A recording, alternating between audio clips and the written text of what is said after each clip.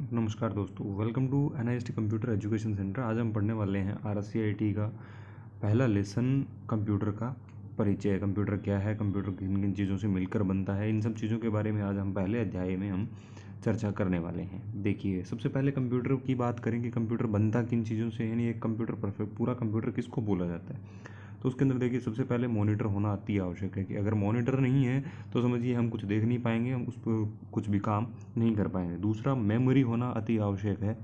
क्यों आवश्यक है, क्यों ज़रूरी है?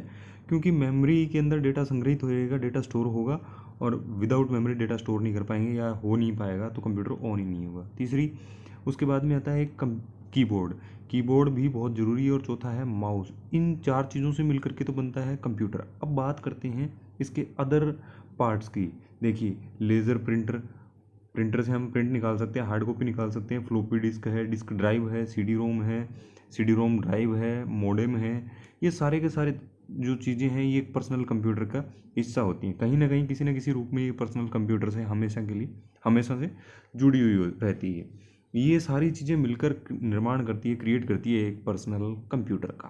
यानी पर्सनल कंप्यूटर के अंदर किन किन चीज़ों का सम्मिश्रण होता है या किन किन चीज़ों से मिलकर कंप्यूटर बनता है, तो हम कह सकते हैं कि मॉनिटर है, कीबोर्ड है, माउस है, स्पीकर है, मेमोरी है, मॉडेम है, CD रोम है, CD रोम ड्राइव है, लेज़र प्रिंटर, फ्लॉपी डिस्क। ये सारी चीज़ें पर्सनल कंप्यूटर के इंटरनल में आती है। अगर इन चीज़ों में से कुछ एक चीज़ें, जैसे प्रिंटर नहीं है तो काम चल सकता है, मॉडेम नहीं है तो हम इंटरनेट मतलब नहीं चला पाएंगे, लेकिन कंप्यूटर चल पाएगा। लेकिन जो पूरा कंप्यूटर है, एक परफेक्ट कंप्यूटर है, वो माउस, कीबोर्ड, मॉनिटर और एक CPU, इन तीन चीज ये चार चीज़ें होना अति आवश्यक है। अगर ये चार चीज़ें नहीं हैं तो यूँ समझ लीजिए कि कहीं ना कहीं कंप्यूटर अधूरा है। चलिए आगे चर्चा करते हैं कंप्यूटर के प्रकार की। देखिए, कंप्यूटर का वर्गीकरण, क्लासिफिकेशन ऑफ कंप्यूटर क्या है कि कंप्यूटर को उसके आकार पे बात करें तब तो बांटा गया है तीन भागों में। आकार पे, सॉरी, आकार की बात कर रहा हूँ, ये है काम के आधार पे उनका वर्क जो है, वर्क वर्गीकरण किया गया है। उनका वर्क क्लासिफिकेशन जो है वो तीन टाइप से किया गया है। पहला है एनालॉग कंप्यूटर, दूसरा है डिजिटल कंप्यूटर और तीसरा है हाइब्रिड कंप्यूटर। एनालॉग कंप्यूटर क्या करता है, जैसे गाड़ी का स्पीड मीटर है, एनालॉग का उदाहरण है। मैं शॉर्ट में बता रहा हूँ, गाड़ी का जो स्पीड मीटर है वो एनालॉग का उदाहरण है। डिजिटल कंप्यूटर जो आज के कंप्यूटर हैं वो डिजिटल कंप्यूटर का उदाहरण है। और ऐसी ऐसे कंप्यूटर्स जो इन दोनों का मिश्रण हो वो कहलाएंगे कौन से, हाइब्रिड कंप्यूटर कहलाएंगे। वो कौन से कहलाएंगे, हाइब्रिड कंप्यूटर कहलाएंगे। ठीक है, अब मैं बात करता हूँ डिजिटल कंप्यूटर की। तो डिजिटल कंप्यूटर को चार भागों में बांटा गया है। कौन कौन से हैं?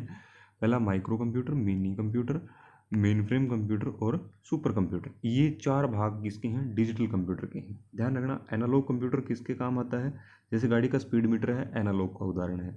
डिजिटल है, आजकल की डिजिटल घड़ियाँ वगैरह आती है, या बाइक के जो मीटर वगैरह आते हैं डिजिटल आते हैं, या आज का कंप्यूटर जो है वो डिजिटल है, या मोबाइल फ़ोन है वो डिजिटल है। हाइब्रिड कंप्यूटर ऐसे कंप्यूटर्स जो इन दोनों का, यानी analogue plus digital is equal to hybrid, हम यूँ बोल सकते हैं। ठीक है, अब देखिए, इन जो डिजिटल कंप्यूटर का क्लासिफिकेशन किया गया है, वर्गीकरण किया गया है, इसको हम समझते हैं कि इनका आकार के आधार पे किस प्रकार से वर्गीकरण किया गया है। यानी डिजिटल कंप्यूटर जो हैं उनको साइज़ के आधार पे बांटा गया है। किसके आधार पे बांटा गया है, साइज़ के आधार पे बांटा गया है। कितने भागों में, चार भागों में। देखते हैं कौन कौन से हैं। पहला है सुपर कंप्यूटर। सुपर कंप्यूटर का उपयोग क्या है, यूज क्या है? पहला है, देखो, वेदर फोरकास्टिंग, यानी मौसम के पूर्वानुमान की या मौसम की भविष्यवाणियाँ जो है वो करता है। कौन सा, उसमें कौन सा कंप्यूटर काम में आता है, सुपर कंप्यूटर। अर्थक्वेक स्टडीज, यानी भूकंप का अध्ययन या भूकंप की भविष्यवाणी या जो भी है वो सारी चीज़ें आती है किसमें, अर्थक्वेक। सुपर कंप्यूटर करता है इन चीज़ों में। अर्थक्वेक स्टडी, अर्थक्वेक होता है भूकंप। दूसरा है कम्युनिकेशन। कम्युनिकेशन मतलब कि मोबाइल फ़ोन कम्युनिकेशन नहीं, सैटेलाइट कम्युनिकेशन। कौन सा कम्युनिकेशन, सैटेलाइट कम्युनिकेशन की अगर मैं बात करूँ तो ये सारी चीज़ें, ये जो सैटेलाइट का जो कम्युनिकेशन है वो कौन संभालेगा, वो सुपर कंप्यूटर संभालता है। कौन कौन से सुपर कंप्यूटर हैं, IBM में, IBM कंपनी है, एक इंटरनेशनल बिजनेस मशीन, कहाँ की है, अमेरिका की है। उसने बनाया था IBM सेक्विया, एक सुपर कंप्यूटर बनाया था, ये अमेरिका का है। एक फुजित्सु के कंप्यूटर है, ये जापान का है। और परम कंप्यूटर है, ये है इंडिया का। अगला कंप्यूटर देखिए, अगला कंप्यूटर है main frame computer. Main frame computer कहाँ काम आता है और इसके कौन कौन से जो मेन फ्रेम कंप्यूटर हैं वो आज तक के बनाए गए हैं। ये मेन फ्रेम कंप्यूटर हैं जो आज तक बनाए गए हैं, आज तक नहीं मतलब प्रथम मेन फ्रेम कंप्यूटर जो मोस्टली बनाए गए थे वो। इसका यूज़ कहाँ होता है, बैंकिंग सेक्टर में मोस्टली और लार्ज बिजनेस फर्म में। यानी बैंकिंग सेक्टर का मतलब है कि जो जो भी बैंकिंग सेक्टर का डेटा है, नॉर्मल बैंकिंग ब्रांच में नहीं, लेकिन बैंकों का बैंक यानी आरबीआई की अगर मैं बात करूँ, आरबीआई की अगर मैं बात करूँ तो वहाँ पर किसका यूज़ होगा, उस बैंक, वो एक बैंकिंग सेक्टर का है, यानी करोड़ों ग्राहकों का जहाँ डेटा रखना होता है, चाहे वो लार्ज बिजनेस फर्म हो या बैंकिंग सेक्टर हो, जहाँ करोड़ों ग्राहक एक ही फर्म से जुड़े हुए हो और उनका डेटा जब स्टोर करना हो तो हम मेन फ्रेम कंप्यूटर का यूज़ करेंगे। मेन फ्रेम जो कंप्यूटर्स हैं वो हैं फुजित्सु ICL VME और एक है हिताची Z800। ये मेन फ्रेम कंप्यूटर के उदाहरण हैं। मेन फ्रेम कंप्यूटर के अगर इनमें इनकी बात करूँ, main frame computers Fujitsu ICL VME और हिताची, ये RSCIT के अंदर पूछा गया और इनके बारे में भी RSCIT के अंदर पूछा गया है, सुपर कंप्यूटर के उदाहरण है। अब देखिए मिनी कंप्यूटर और माइक्रो कंप्यूटर, हमने 4 टाइप पढ़े थे, एक मिनी कंप्यूटर है और एक कौन सा है, माइक्रो कंप्यूटर है।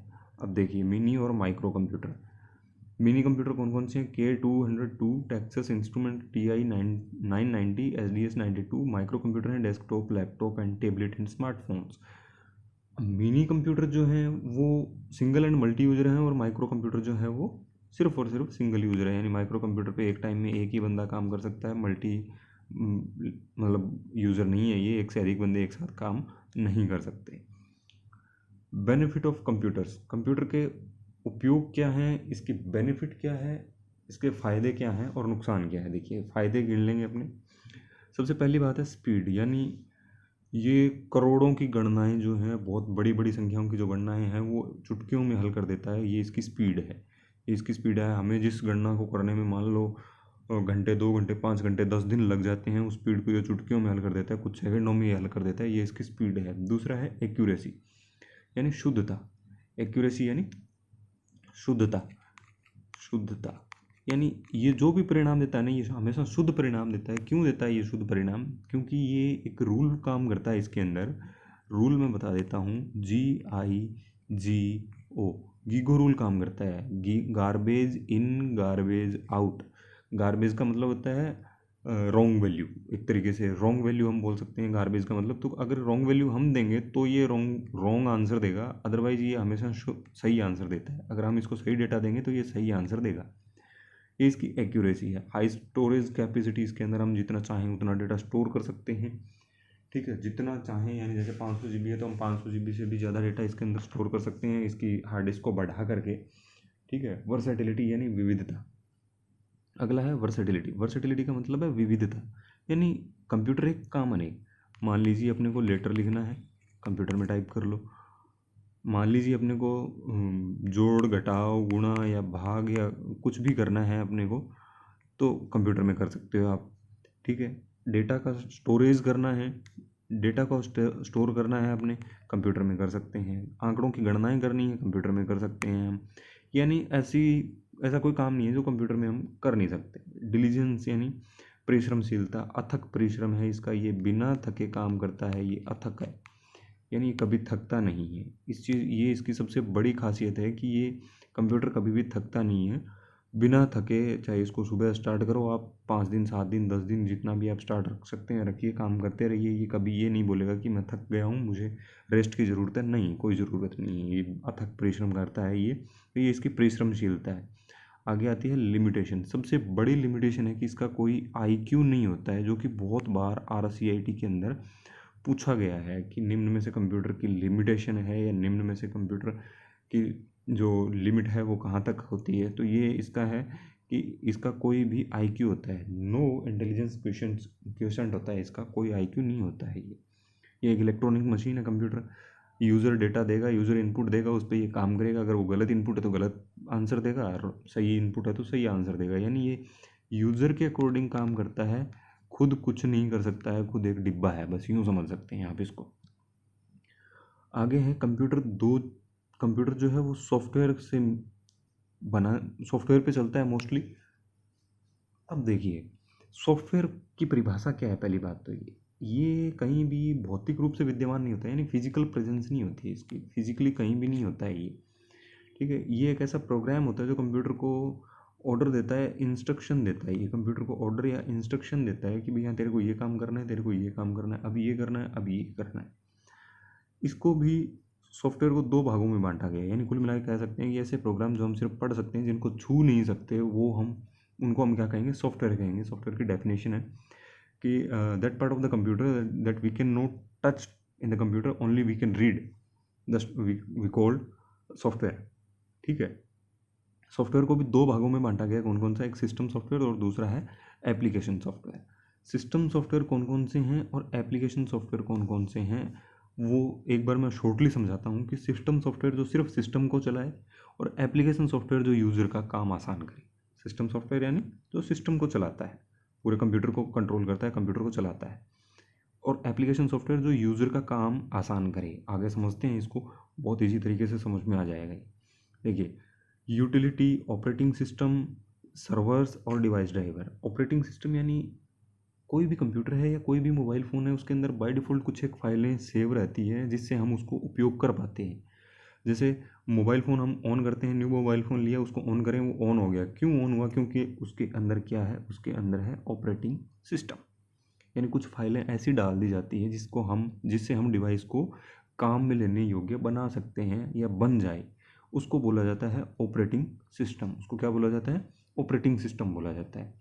मोबाइल की मैं बात करूं तो मैक है, MAC है या एंड्रॉयड है। और अगर इधर मैं बात करता हूँ कंप्यूटर की, तो ये इधर होता है विंडोज़ XP है, 7 है, 10 है, 8 है। ये सारे के सारे किसके उदाहरण हैं? ये सारे के सारे ऑपरेटिंग सिस्टम के उदाहरण हैं कंप्यूटर के। ठीक है, यूटिलिटीज़, डिस्क को डिफ्रेगमेंट करना, डिस्क के स्पेस को मैनेज करना, ये यूटिलिटी होती है। डिवाइस ड्राइवर समझ लीजिए एक बार। डिवाइस ड्राइवर क्या है कि मान लीजिए आपके पास पड़ा है एक प्रिंटर। क्या पड़ा है आपके पास? प्रिंटर है आपके पास। ठीक है, ये प्रिंटर आप तब तक यूज़ नहीं कर पाएंगे जब तक आप उसके अंदर उसका ड्राइवर इंस्टॉल नहीं करते कंप्यूटर के अंदर। जब आप कंप्यूटर के अंदर इंस्टॉल कर लेंगे उसका ड्राइवर, किसका? प्रिंटर का, तब आप इसको यूज़ में ले पाएंगे। यानी कोई ऐसी एक्सटर्नल डिवाइस, ऐसी बाहरी डिवाइस जिसको यूज़ करने के लिए कंप्यूटर में उससे संबंधित सॉफ्टवेयर को डालना पड़े, वो क्या कहलाएगा? डिवाइस ड्राइवर कहलाएगा। उसके बाद में आता है सर्वर, यानी मल्टीपल यूज़र्स हैं, उनके जो प्रोग्राम्स हैं, उनके कमांड्स जो है, उनको एग्जीक्यूट करने के लिए हम सर्वर्स का यूज़ में किया जाता है। लेकिन डिवाइस ड्राइवर और ऑपरेटिंग सिस्टम से रिलेटेड बहुत ज़्यादा क्वेश्चन पूछे जाते हैं RSCIT के अंदर, तो थोड़ा इन पे फोकस करना है। आगे है एप्लीकेशन सॉफ्टवेयर या एंड यूज़र प्रोग्राम। यानी जो एप्लीकेशन सॉफ्टवेयर है वही एंड यूज़र प्रोग्राम है। एंड यूज़र कौन हुआ? जो कंप्यूटर को चला रहा है वो एंड यूज़र हुआ। ठीक है, तो एप्लीकेशन सॉफ्टवेयर मैंने पहले भी बताया था। एप्लीकेशन सॉफ्टवेयर क्या करते हैं? एप्लीकेशन सॉफ्टवेयर जो है वो यूज़र का काम आसान करते हैं। और यूज़र कौन है? यूज़र कोई भी हो सकता है जो कंप्यूटर को काम में ले रहा है, कंप्यूटर को यूज़ में ले रहा है, वो एक यूज़र है। तो देखिए, बिजनेस में, एजुकेशन में, मेडिकल साइंस में, बैंकिंग में, इन सभी चीज़ों में एप्लीकेशन सॉफ्टवेयर का यूज़ होता है। बिजनेस में मान लीजिए कोई बड़ी फर्म है, उसका डेटा स्टोर करना है, कस्टमर्स का डेटा स्टोर करना है, या एजुकेशन है, कोई कोई भी एजुकेशन, जैसे स्टूडेंट्स का डेटा रिपोर्ट रखना है, तो इनके लिए हम क्या करते हैं? यूज़र अपने मन के हिसाब से या अपने काम के हिसाब से, अपनी ज़रूरत के हिसाब से सॉफ्टवेयर का डिज़ाइन करवाता है, जिसको एंड यूज़र प्रोग्राम भी बोलते हैं। वो एक डिज़ाइन करवाता है, उसके अंदर वो डेटा का स्टोरेज रखता है। ये सारे के सारे एप्लीकेशन सॉफ्टवेयर के उदाहरण हैं। ठीक है, यानी जो सॉफ्टवेयर यूज़र का काम आसान करे वो एप्लीकेशन सॉफ्टवेयर है। अब आ जाइए हार्डवेयर पे। सॉफ्टवेयर की परिभाषा अपन ने देखी थी कि जिसको हम छू नहीं सकते, केवल पढ़ सकते हैं। हार्डवेयर जिसको हम छू सकते हैं, we can touch that component in the computer, all we called hardware. Component, जो भी घटक, कंपोनेंट्स यानी जो भी इनपुट डिवाइस है, आउटपुट डिवाइस है, प्रोसेसिंग है, स्टोरेज यूनिट है, यानी हर वो चीज़ जो कंप्यूटर में हम छू सकते हैं वो कंपोनेंट कहलाती है। वो क्या कहलाएगी? कंपोनेंट कहलाएगी। अब इनपुट डिवाइसेस, मुख्य इनपुट डिवाइस जो है वो कीबोर्ड है। अगले दूसरे अध्याय में भी हम चर्चा करेंगे इस बारे में। इनपुट डिवाइस जो कंप्यूटर को इनपुट दे, वो है इनपुट डिवाइस। और जो कंप्यूटर से आउटपुट ले, यानी जो कंप्यूटर हमें देता है, वो आउटपुट है। जो हम कंप्यूटर को देते हैं वो इनपुट है। जैसे मैंने कोई लेटर लिखना है तो मैं कंप्यूटर को कीबोर्ड के जरिए कमांड दे रहा हूँ कि अब के लिखो, अब आर लिखो, अब वी लिखो, अब यू लिखो। तो ये चीज़ है, वो क्या है? इनपुट है। अब वही चीज़ मैंने प्रिंट करके प्रिंटर के जरिए हार्ड कॉपी निकाली, वो क्या है? आउटपुट डिवाइस है। मॉनिटर हमें दिखा रहा है, वो एक आउटपुट डिवाइस है। तो जो हम कंप्यूटर को दे रहे हैं, कमांड दे रहे हैं, वो इनपुट डिवाइस है। और जो कंप्यूटर हमें दिखा रहा है स्क्रीन पे, वो आउटपुट है। आउटपुट डिवाइस, मॉनिटर मुख्य आउटपुट डिवाइस है, इनपुट डिवाइस मुख्य इनपुट डिवाइस कीबोर्ड है। प्रोसेसिंग यूनिट, हम जो डेटा दे रहे हैं उस पर जो प्रोसेस हो रहा है वो क्या है? प्रोसेसिंग डिवाइस है। स्टोरेज डिवाइस जिसमें डेटा का स्टोर किया जाता है वो क्या है, वो है एक स्टोरेज डिवाइस।